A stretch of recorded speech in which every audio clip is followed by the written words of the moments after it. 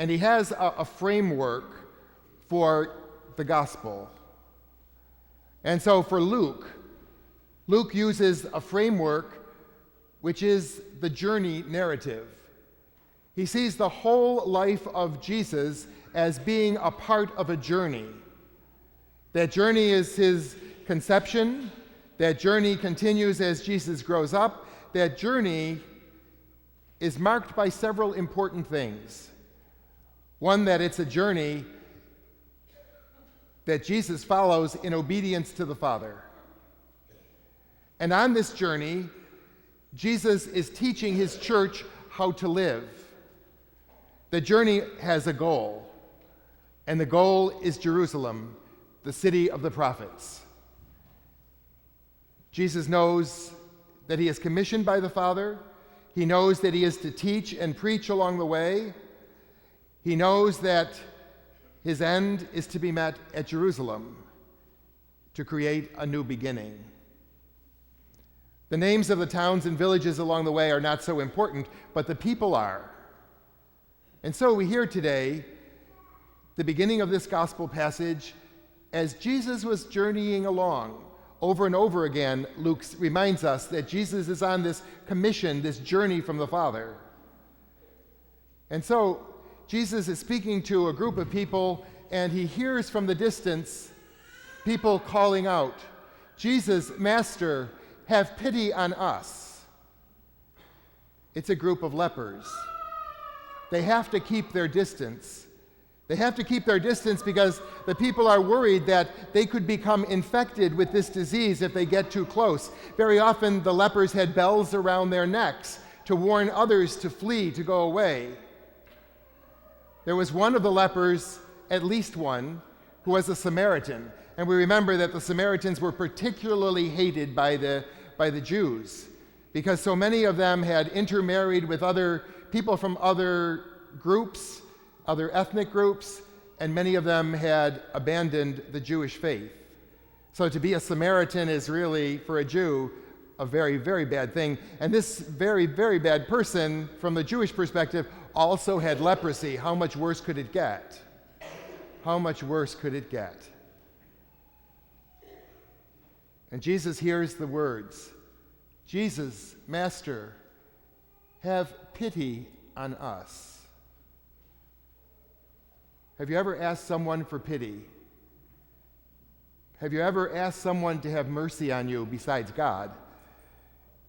Have you ever been so desperate, so hurting, so hopeless that you just want to call out to someone? Isn't anyone listening? Have pity on us. Have pity on me. Jesus hears this. And what does he do? He interacts with them. He doesn't touch them. He doesn't go that near. We don't hear that in this gospel passage. But Jesus hears them and says, Go off and show yourself to the priest." And on the way, the miracle happens. So, what's happening here? Why doesn't Jesus work the miracle in front of the whole crowd so that they can all have a stronger faith? It's not the purpose here. It's not the purpose. The purpose is that Jesus heard them. Jesus heard their voice. Jesus saw them. Perhaps in the last few weeks you've seen a commercial on television for a drug company. There's so many of them, aren't there? So many of them. This one is for a skin disease, I think psoriasis or something like that. And the tagline that's used throughout is, "See me." We see an older man, then a younger person, a younger woman, and an older person and a child, and they all say the same thing, "See me. See me." It's almost like they're calling out, without using those same words, "Have pity on me," but more than that, see the person standing here. Just don't look at the disease. Just don't look at this skin problem, which is really tough to look at. Don't see that first. See me first. Me, a person standing before you with a smile. Me, a person standing before you who deserves respect. Me, a person standing before you who might have something good to say. See me. Wasn't that what the lepers were saying to Jesus? Pity on me, Lord. Have pity. Father Leon mentioned that one of my brothers leads Girard Place. And he told me a story once that a young woman came to the front door of Girard Place, and she had 2 children with her, 2 very, very young children. Everything she had was in 2 plastic grocery bags. That was her whole life. That was her whole life. Someone had told her apparently about Girard Place or had sent her there, and imagine, she probably didn't use the words, have pity on me, but that's what she was doing there. She was seeking some kind of relief. She needed to be seen as a real person. She needed to be seen as a person who had 2 children. She needed to be seen as a person who had 2 children who were afraid and didn't know where they were going or why they were there. She needed to be seen as a mother who was in trouble. She was living on the streets, coming probably from under a bridge or something, and she couldn't do that anymore. She was fearful for the lives of her children.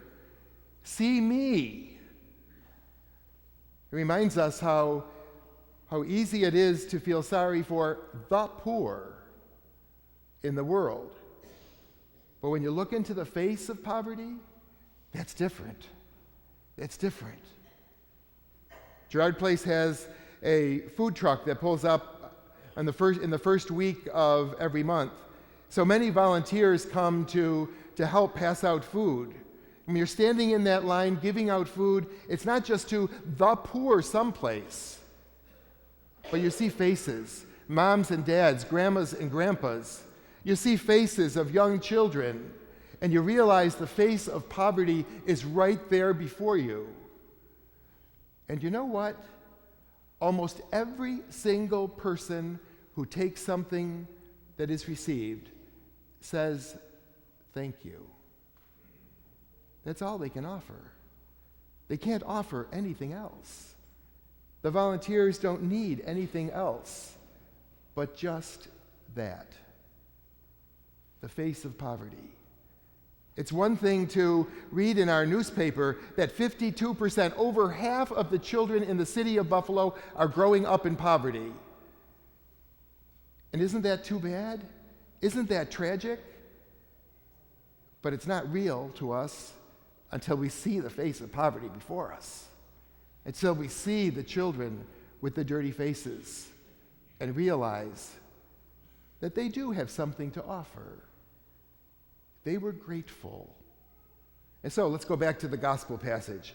So in the gospel passage, the lepers go off following Jesus' order on the way to show themselves to the priests. Then the miracle happens. Not so important, the miracle. Not so important. What's important is the one comes back and does what? He thanks Jesus. He gives Jesus the only thing he has to give, and that's his gratitude.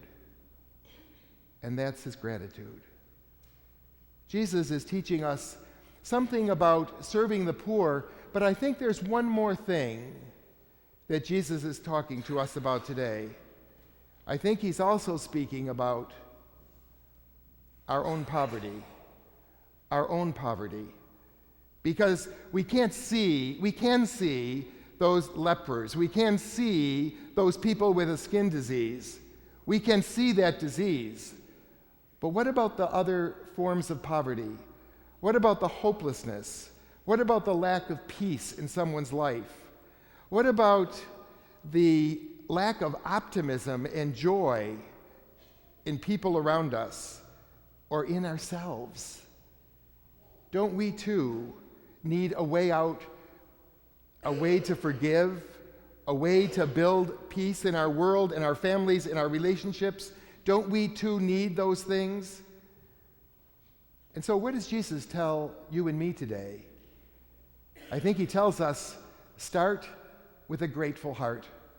Start by being grateful, by counting our blessings each and every day and recognizing the faithful love of God in our lives each and every day. And from that gratitude, God will renew us in our poverty, in our hopelessness, in our lack of peace, in our sickness, whatever it is, whatever form the poverty in our lives takes place. If we begin with grateful hearts, we recognize God's love, God's faithful love, God's generous love, God's constant love for each of us. And once we accept the worthiness that we have as children of God for that love, it'll be a lot easier for each of us to love one another, especially those most in need. So we too, each of us, can call out, Jesus, Master, have pity on me. And when we do it with a grateful heart, when we do it with the hope that grateful heart gives, we can trust in the Lord that in the journey of our lives, we follow him each day. God bless you all.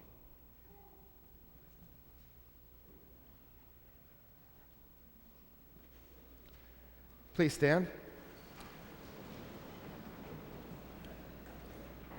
United in prayer and in faith with the church throughout the world, we pray as we believe. I believe in God, the Father Almighty, maker of heaven and earth, and in Jesus. I need the book too. Is there a prayer card? Oh, great. Do you guys have this in your pew? Or I'm the only one with the cheat sheet?